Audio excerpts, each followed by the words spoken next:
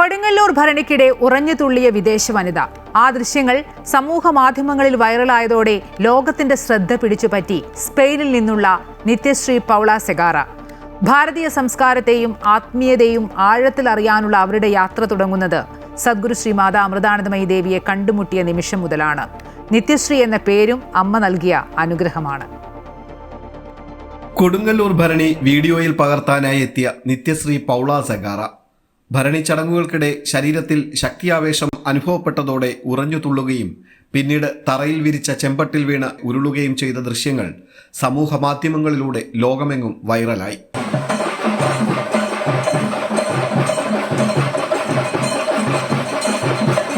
അന്ന് എന്താണ് സംഭവിച്ചതെന്നറിയാൻ നിത്യശ്രീ പൗള സെഗാറയെ കുറിച്ച് അന്വേഷിച്ചു. സദ്ഗുരു ശ്രീ മാതാ അമൃതാനന്ദമയി ദേവിയെ കാണാനെത്തിയ നിത്യശ്രീയെ കൊല്ലം അമൃതപുരിയിൽ വെച്ച് നേരിൽ കണ്ടു.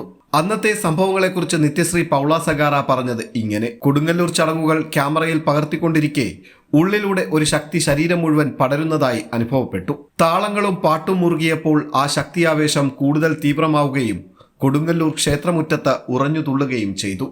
And suddenly I feel this burst of energy in my body.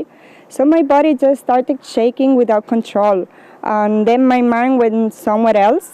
Like it was pure experience. What I knew, what happened, it was just shaking. I don't know, it was moving without any sort of control by my mind. Sadhguru Shri Mata Amritanandamayi ദേവിയുടെ വലിയൊരു ഭക്തയാണ് ഈ Spain സ്വദേശിനി. അമ്മയുടെ European സന്ദർശനത്തിനിടെ ബാഴ്സലോണയിൽ വെച്ചാണ് Paula സെഗാറ ആദ്യമായി അമ്മയെ കണ്ടത്. തുടർന്ന് അമ്മയെ കാണാനായി കേരളത്തിലേക്കും അവർ എത്തി. ഭാരതീയ സംസ്കാരത്തെയും ആത്മീയതയും കുറിച്ചുള്ള അറിവ് അമ്മയിലൂടെ നേടി. ഭാരതീയ സംസ്കാരത്തിൽ നിന്ന് പ്രചോദനം ഉൾക്കൊണ്ട ഒരു പേര് വേണമെന്ന തന്റെ ആഗ്രഹം അമ്മയോട് പങ്കുവച്ചപ്പോൾ പൗള സെഗാറയ്ക്ക് നിത്യശ്രീ എന്ന പേര് അമ്മ നൽകുകയായിരുന്നു.